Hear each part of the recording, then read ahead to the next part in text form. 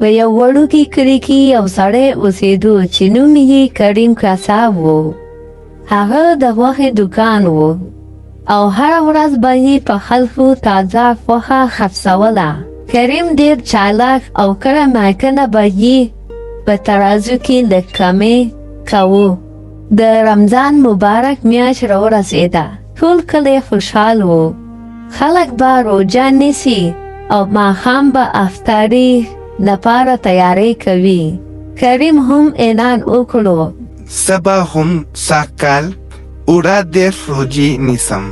خلکو ویل واه کریمه ډېر ښه کار دې وکړو. او اصل کیسه اوس شروع کیږي. کریم سهار وختي دکان ته لاړو. خوله یې وچاوه خو ځان یې کلک نیولی و. یو سړی راغی او ویل کریم جانه یو کیلو غوښه راکړه. کریم په زړه کې وویل روژه یم خدای مې ګوري نن به سمه تله کوم. هغه پوره یو کیلو غوښه ورکړه. خو کله چې هغه سړی لاړو خو کریم په خپل ځان وخندل. واه نن خو ډېر صادق شوم. درېیمه ورځ ګرمي ډېره وه. کریم ستړی او تندی اغوستی و. یو سړی راغی او ویل یو نیم کیلو غوښه راکړه.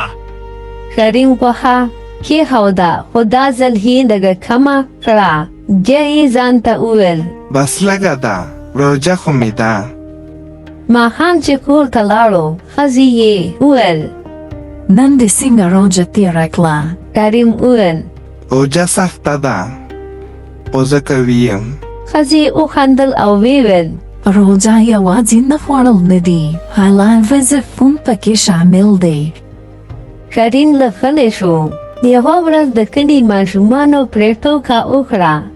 هغې وړوکې ډبره په کاغذ کې تاو کړه او ویل کریم کاکا دا یو کیلو غوښه ده پیسې راکړه. کریم وویل دا خو ډبره ده. ماشومانو وخندل. نو ستا غوښه هم کله کله داسې وي. ټولو وخندل. هغه شپه کریم جومات ته لاړو. امام صاحب د خطبې په مهال وویل روژه یوازې د لوږې او تندې نوم نه دی. روژه د زړه پاکوالی دی. څوک چې په کاروبار کې دوکه کوي روژه یې نیمګړې ده. دا خبرې سیده د کریم په زړه ولګېدې. هغه ځان سره وویل زه خو خلک دوکه کوم نو زما روژه به همدغسې وي.